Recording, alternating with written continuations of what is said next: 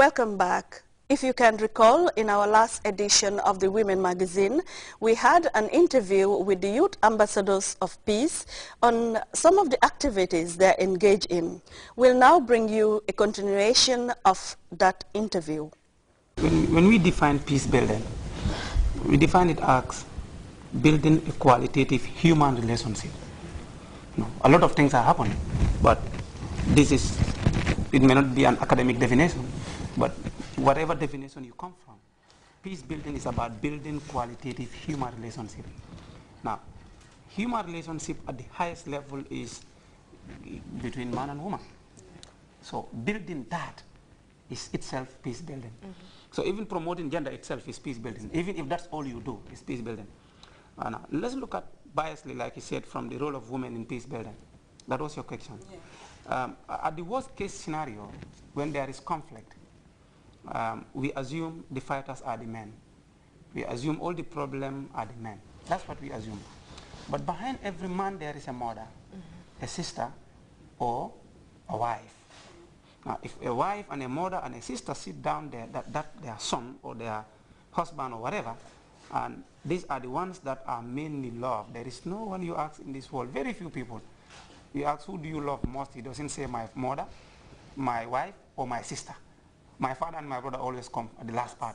So if these are the ones we love most, and these are the ones that are promoting peace, then we can go well. But sometimes we sit there are cases, you sit down. Sometimes before the wife, the mother or the sister knows about what you are planning to do, the harm has already been done. Good, so that's why we now saying is the role of the woman should be enhanced there, so that they know what you are planning to do. Because there is never a fire without at least some smoke. So the women should be able to realize what we call the causes of conflict. And then have that idea of how conflict are formed, so that when they see it being created, then they can use their motherly tie, their sisterly tie, or their wifely tie, and then try to resolve it before it moves out of that situation. And that's what we said at the worst case scenario. So at the best case scenario, when there is no conflict and trying to ensure it does not come. One of the cause of conflict theory argues that the conflict is caused by the denial of people access to satisfying their basic human needs. So if human beings did not have access to satisfy their basic human needs, or if they feel somebody is denying them access to the satisfaction of their basic human needs, then there will be conflict. In fact, violent conflict. And one of that basic human need is participation in decision makings or decision that affects you.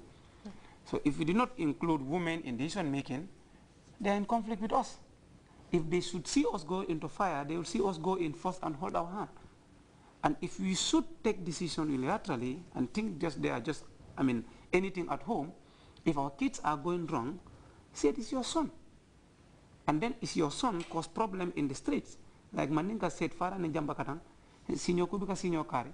So, and the people, your neighbors, are all become part of the problem. So for us, when we talk about peace building, we said everybody, he said, if 4 people should hold a bag of rice, and 60% of that 4 are out, that is about 3.5, can the bag of rice move? Difficult.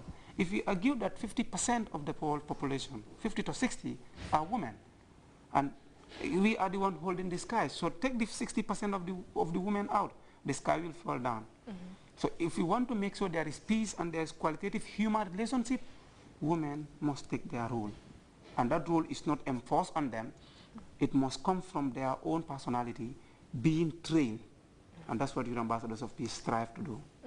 Okay. Aminata, you want to come in? Yeah, I want to talk about specifically the International Youth Summer School that is organized annually by the Peace Ambassadors. And I want to focus more on the gender class because I think they talk on all other areas. But looking at the gender class, I think they sideline that. The gender class have been a class that has been very interesting, and then many people are now trying to attend the summer school just because they want to attend the gender class in order to learn more about gender and its relations with peace building. Looking at the gender class, some of the topics that they expose us to are gender, expose participants to the concepts and definitions of gender and sex, to tell us the difference there are, of course, some of the similarities that may occur when the need arises. Also, they teach us about gender mainstreaming. They also teach us about difference between gender and sex, explore us the concepts and practice of gender mainstreaming in sectoral ministries, and of course, concept of gender when it comes to peace and gender approaches in peace zones. They also teach us about gender-based violence and some of the strategies that need to be put in place to at least minimize its effect, especially on women. And they also teach us about the gender budgeting, gender-sensitive budgeting in various government departments. They teach us about that, and they also expose us to basic skills of gender advocacy. That is communication techniques in gender advocacy. So I think these are key areas that need to be at least clear to the public so that they can, if they don't know the procedures to take to join ambassadors, they can try and read newspapers or go to the net and click, so that when they know, when they are hinted about these things, they can also come and join us in the fight to empower women, particularly the young girls, and the disadvantaged ones for that matter, to also reach the level where we expected them to be. Okay. Now there is so much talk about this international summer school. He talks about the gender part.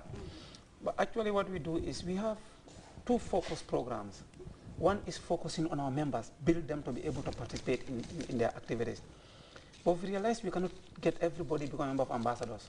So we define specific activities to reach the other people. The Youth Summer School is one of that sort. It is a 15-day camp where the first week we will spend 5 days in teaching them a particular subject area. And you choose what you want to do. And in the second week, we'll also be teaching them 5 days. Now, what we do is, there are some courses that not everybody could get money to go do them. Or it may not necessarily be your field of work, but you need some idea of that to be able to be that person you are supposed to be. This year, we are running 10 courses. In the first semester, in the first set, we are running human rights, which have components of, I mean, one of the key documents that are studied there is the Maputo Protocol is discussed, and the African Charter on the Welfare of Women Acts, human rights instruments. And then we teach them peace and conflict, where we still introduce them to women in peace building. And then we teach them to governance, accountability. That's where this gender-friendly budgeting comes in.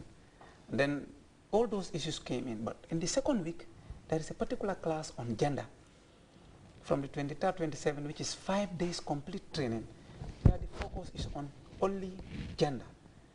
It looks at sensitivity in gender-based violence.